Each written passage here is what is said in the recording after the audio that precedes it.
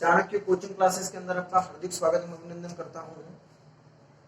Gauss के नियम की एप्लीकेशंस में अपन ने 2 एप्लीकेशंस पढ़ ली थी और ये जो तीसरी एप्लीकेशंस है वो है अचालक गोले के कारण विद्युत क्षेत्र की तीव्रता की, और वो अचालक गोले के कारण विद्युत क्षेत्र की तीव्रता intensity of electric field due to non conducting sphere. समझ लें, intensity of electric field non conducting sphere due to non conducting sphere. देखेंगे हमारे पास अचालक गोला है, मतलब नॉन कंडक्टिंग स्फीयर है। हमने पहले गोलीय कोश पढ़ा था, तो गोलीय कोश के बारे में समझेंगे कि गोलीय कोश था क्या। जैसे गोलीय कोश कैपिटल आर रेडियस का एक गोलीय कोश था, मतलब गोलीय कोश और चालक गोला सेम होता है। तो चालक गोला मान लो या गोलीय कोश मान लो, तो उस पर क्या होता है, पूरा इस प्रकार आवेश मौजूद होता है। आवेश पूरे गोले पर वितरित होता था। उसके बाहर और पृष्ठ पर विद्युत क्षेत्र की तीव्रता अपन ने निकाली है, लेकिन हमने अंदर भी निकाली थी E बराबर 0। ध्यान रखना, डिफरेंट करना आना बहुत जरूरी है। तो विद्युत क्षेत्र की तीव्रता अंदर E बराबर 0 हो जाएगी, लेकिन अचालक गोला ध्यान देंगे, सभी पहले इसका महत्व समझेंगे कि अचालक गोला क्या होता है। अचालक गोला मतलब होता है नॉन कंडक्टिंग स्फीयर, और अचालक गोला जैसे कैपिटल आर रेडियस का अचालक गोला है, और अचालक गोले के अंदर आवेश जो होता है वो उसके पूरे अंदर आयतन में वितरित होता है। ये अचालक गोला, मतलब विद्युत क्षेत्र की तीव्रता बाहर भी होगी और विद्युत क्षेत्र की तीव्रता अंदर भी होगी। ये भूल मत कर देना कि अचालक गोले के अंदर E बराबर 0 है। अगर यह आपने कर दिया तो बहुत गड़बड़ हो जाने वाली है। तो ध्यान देना, दोनों का अंतर समझ लीजिए, ठीक है। ये चालक गोला है, ये अचालक। देखिए अब विद्युत क्षेत्र की तीव्रता हम 3 बिंदुओं पर निकालेंगे। ए, जब बिंदु गोले के बाहर हो, मतलब at outer point R greater than R, ठीक है। जैसे अचालक गोला कैपिटल आर त्रिज्या का, पॉजिटिव आवेश पूरे पर क्या है, अंदर आयतन में वितरित है। बिंदु O से R डिस्टेंस पे एक बिंदु P है, और जहां पर विद्युत क्षेत्र की तीव्रता का परिकलन करना है, ये छोटा सा अल्पकांश अपन मान लेते हैं ds वेक्टर। अब उसके चारों तरफ अपन एक, क्योंकि विद्युत क्षेत्र की तीव्रता चारों तरफ होती है, विद्युत क्षेत्र की तीव्रता चारों तरफ होती है, इसलिए अपन इसके चारों ओर एक गोलाकार गाउसी पृष्ठ की कल्पना करते हैं, ठीक है। उससे पहले ध्यान देंगे आप कि पॉजिटिव चार्ज अगर पूरे अंदर किसी गोले के आयतन में वितरित है, तो उसके अंदर आयतन आवेश घनत्व प्राप्त होता है। आयतन आवेश घनत्व, ठीक है। वॉल्यूम चार्ज डेंसिटी, और वॉल्यूम चार्ज डेंसिटी का फार्मूला हम जानते हैं Q बटा V होता है, और Q बटा V देख लेंगे, Q और बटा V मतलब आयतन होता है, वॉल्यूम होता है, और किसी गोले का जो आयतन है वो होता है 4/3 पाई r की घात 3। ये समीकरण 1 बन जाएगा, ठीक है। अब हम आते हैं हमारे प्रश्न पर कि गोले के बाहर स्थित बिंदु पर विद्युत क्षेत्र की तीव्रता ज्ञात करनी, मतलब P पॉइंट पर निकालनी विद्युत क्षेत्र की तीव्रता, ठीक है। समझने का प्रयास करेंगे तो टोटल इलेक्ट्रिक फ्लक्स फाई बराबर क्या होगा, integration E vector dot ds vector, मतलब ये हो जाएगा EDS cos थीटा। पढ़ चुके हैं आप, सेम टू सेम है, कोई बड़ी बात नहीं है। cos थीटा तो E समांतर ds वेक्टर हो जाएगा, क्योंकि E और ds दोनों इस बिंदु पर समांतर हैं, पैरेलल है। तो थीटा बराबर हमारे पास हो जाएगा 0 डिग्री। तो हमारे पास ये आ जाएगा इंटीग्रेशन ईडीएस cos 0 डिग्री हो जाएगा। cos थीटा का मतलब cos 0 डिग्री हो जाएगा यहाँ पे। और cos 0 डिग्री की जो वैल्यू है वो हमारे पास होती है 1। तो अंदर क्या बच जाएगा ईडीएस। ये समीकरण देख लीजिए आप, फाई बराबर E vector dot DS vector, EDS cos theta, E समांतर डीएस है, समांतर है, पैरेलल है, तो थीटा बराबर कितने डिग्री का एंगल आएगा 0 डिग्री का एंगल आएगा। और cos 0 डिग्री की वैल्यू कितनी आएगी 1। तो हमारे पास आ जाएगा ईडीएस। तो मैं क्या करूंगा जरा देखिए, फाई बराबर मैं ई बार ले लेता हूं, डीएस अंदर ले लेता हूं। ऐसा क्यों किया मैंने, क्योंकि विद्युत क्षेत्र की तीव्रता हर बिंदु पर एक समान है और DS DS DS DS DS DS DS DS सब इकट्ठा होकर के बनता है टोटल क्षेत्रफल, मतलब टोटल एरिया बनता है। तो गोले का टोटल एरिया कितना हो जाएगा, पृष्ठीय क्षेत्रफल E into 4 pi R square, ये हो जाएगा। तो फाई बराबर E into 4 pi R square Gauss के नियम से। देखो क्या हो जाएगा गाउस के नियम से, फाई बराबर क्यू बटा एप्सिलॉन नॉट, ये हमारे पास गाउस का नियम है, ठीक है। तो गाउस का नियम और फाई बराबर ये, फाई बराबर ये, तो समीकरण 2 व 3 से ले लो, क्या हो जाएगा दोनों समीकरण देखो, फाई बराबर ये, फाई बराबर ये बराबर ये, E into 4 pi R square बराबर क्यू बटा एप्सिलॉन नॉट हो गया। तो मेरे पास E बराबर मुझे लिखना है, तो क्या हो जाएगा बोलो बेटा, ये बटे में हो जाएगा 4 पाई एप्सिलॉन 0 आर स्क्वायर, ये आ जाएगा E आउट। ये समीकरण आपका क्या हो गया। तो जैसा चालक गोलीय कोश में था वैसा यहाँ पर आ रहा है, लेकिन अब आपको यहाँ पर Q की वैल्यू रखनी है, इस बात का ध्यान देंगे। Q की वैल्यू क्या हो जाएगी, देखो समीकरण 1 से ये ध्यान देंगे यहाँ पे, क्यों रो इंटू 4/3 पाई आर की घात 3 वज्र गुणा हो जाएगा, देख लीजिए आप। हाँ, तो rho into 4/3 pi are cube और बटे में बोलो क्या बचा 4 पाई एप्सिलॉन 0 आर स्क्वायर। 4 पाई से 4 पाई कट गया, अब हमारे पास क्या बचा बोलो, रो बटा 3 एप्सिलॉन 0 और ये बचा आर क्यूब बटा आर स्क्वायर आउट। तो हमारे पास फर्क पड़ गई। तो रो इंटू 4/3 पाई आर की घात 3 कहां से है, क्यू की वैल्यू फ्रॉम इक्वेशन फर्स्ट, ठीक है।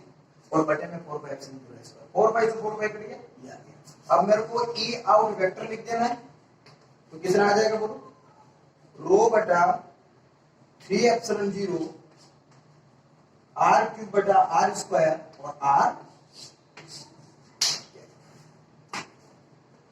देख लीजिए विद्युत क्षेत्र की तीव्रता,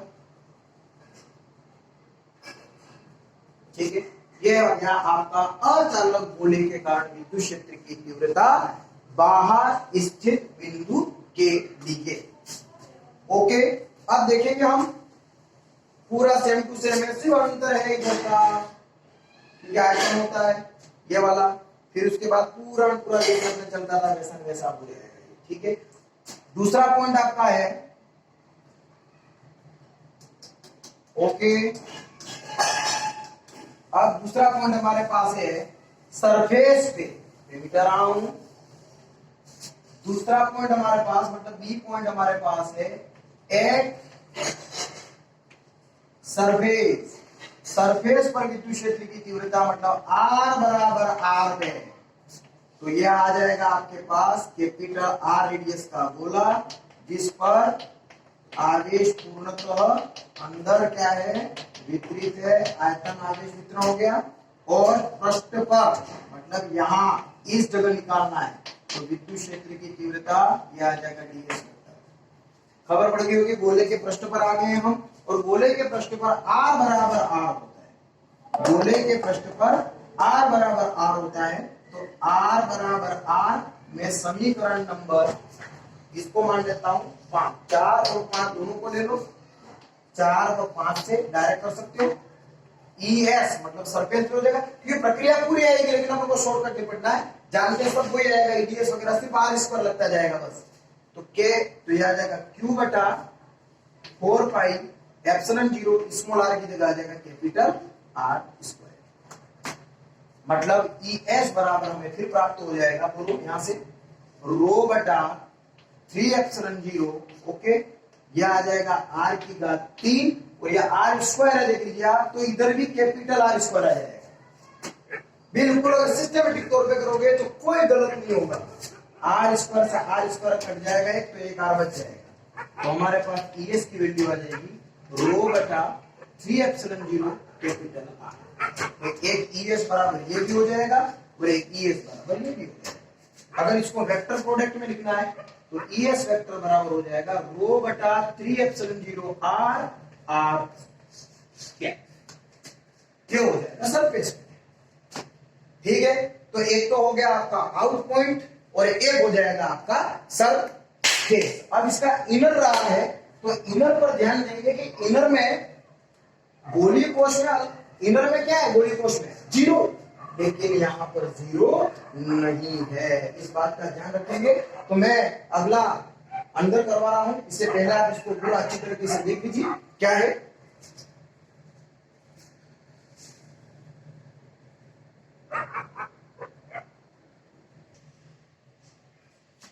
देख लीजिए हमारे पास विद्युत क्षेत्र की तीव्रता अपन को इनर पॉइंट पर निकालनी है, जरा ध्यान देंगे। इनर पॉइंट पर क्या हो जाएगा समझेंगे। तीसरा पॉइंट है eight inner point R less than capital R, मतलब इनर पॉइंट पर R less than capital R हो जाएगा। जरा ध्यान देंगे, ये थोड़ा सा अलग है, इस बात का ध्यान रखेंगे आप। कैपिटल R रेडियस का गोला था और उस पर पूरा चार्ज मौजूद था, अंदर की तरफ आयतन में पूरा वितरित था और ये पूरा चार्ज क्या था बेटा Q था। अब अपन को निकालना कहां है, स्मॉल r P बिंदु पर विद्युत क्षेत्र की तीव्रता ज्ञात करनी है। तो गोलाकार गाउसी पृष्ठ के अंदर की तरफ कल्पना हो जाएगी, पढ़ गया बता, अंदर की तरफ कल्पना हो जाएगी, ds भी यही रहेगा इस जगह।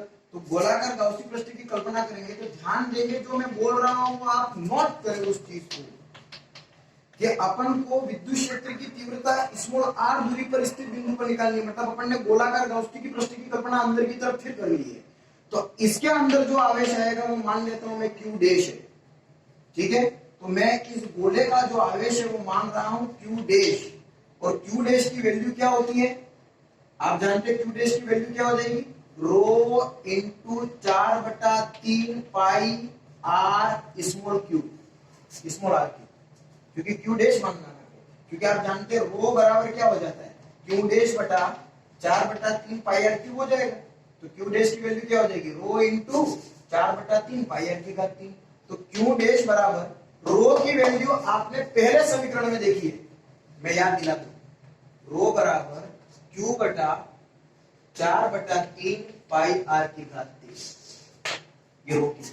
तो रो के स्थान पर ये आएगा, बोलो क्या आएगा, Q बटा 4/3 पाई R की घात 3 इंटू 4/3 पाई R क्यूब। खबर पड़ गई होगी। Q डैश बराबर रो इंटू 4/3 पाई R की घात 3, मतलब इस गोले के अंदर चार्ज Q डैश है, रो इंटू 4/3 पाई R की घात 3। अब Q डैश बराबर रो की वैल्यू सबसे पहला समीकरण निकाल उससे लाएंगे, Q बटा 4/3 पाई R की घात 3 इंटू 4/3 पाई R की घात स्मॉल q, 4 से 4 कट, पाई से पाई कट, 3 से 3 कट, तो हमारे पास Q डैश आया, बोलेंगे Q R की घात 3 और बटे में R की घात 3, ये हमारे पास Q डैश की वैल्यू देखेंगे, Q डैश की वैल्यू। ओके, अब वापस हम टोटल इलेक्ट्रिक फ्लक्स देख लीजिए, फाई बराबर इंटीग्रेशन ई वेक्टर डॉट डीएस वेक्टर होता है। मैं वापस कर रहा हूं, ई डीएस कोस थीटा, थीटा के स्थान पर कौन सा डिग्री 0 डिग्री, मतलब फाई फाई बराबर मेरे पास आ जाएगा ई डी एस, शॉर्टकट जा रहा हूं ध्यान रखना, तो ये आ जाएगा ई डी एस बार आ जाएगा, क्योंकि थीटा के स्थान पर क्या आ जाएगा, मतलब कोस थीटा बराबर क्या आ जाएगा 1, क्योंकि ई समांतर डीएस हो जाएगा, ओके, क्योंकि 0 डिग्री का एंगल बन रहा है तो डीएस आ जाएगा, तो फाई बराबर हमारे पास वापस आ जाएगा ई इंटू 4πr²। ये समीकरण नंबर आपका 1 हो जाएगा, ठीक है। अगला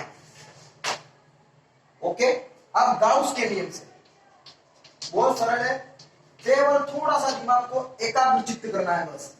ई vector dot EDS cos theta, theta के स्थान पर 0 डिग्री मतलब कोस थीटा का मान 1, ईडीएस आ गया ई इंटू, अब इस गोलाकार पृष्ठीय क्षेत्रफल 4πr² आ जाएगा। अब गाउस के नियम से ध्यान रखेंगे, यहां लिखने की गलती ना करें, यहां पर होगा q डैश बटा एप्सिलॉन 0, बस ये अगर आपको ध्यान रह गया तो आपका ये हो जाएगा, तो समीकरण 1 व 2 से हो जाएगा, बोलो ये रहा समीकरण 1, e इंटू 4πr² बराबर q डैश का मान ये q r की घात 3 बटे में r क्यूब और नीचे एप्सिलॉन नॉट। देख लीजिए आप, q r क्यूब बटे में r क्यूब एप्सिलॉन 0, तो e बराबर आ जाएगा q r क्यूब बटे में 4π एप्सिलॉन 0 और ये r क्यूब, ये r² से काम करो, r² से r क्यूब कट जाएगा, सिर्फ r बच जाएगा यहाँ पे, तो हमारे पास क्या बचेगा बोलो, q बटा 4π एप्सिलॉन 0 r क्यूब r, ये हमारे पास ये e इनकी, ठीक है, e इनकी वैल्यू आ जाएगी हमारे पास के क्यू बटा r क्यूब r। अब हम q की वैल्यू फिर रख सकते हैं जो हमारे पास ये, तो ये समीकरण नंबर आपका 3 ई इन, तो ई इन की और वैल्यू निकाल सकते हैं, बोलो क्या निकलेगी, क्यों बोलो रो इंटू 4/3 पाई आर की घात 3 हो गया, क्यू के स्थान पर मान, इसके बाद इंटू में आर बटे में बोलो 4 पाई एप्सिलॉन 0 r की घात 3, ये भी हो गया, r की घात 3 से r की घात 3 कट, 4 पाई से 4 पाई कट, तो हमारे पास आ जाएगा रो बटा 3 एप्सिलॉन 0 और स्मॉल r, ये भी आ जाएगा। और कैप में लिखेंगे, वेक्टर में लिखेंगे तो r कैप कर दो,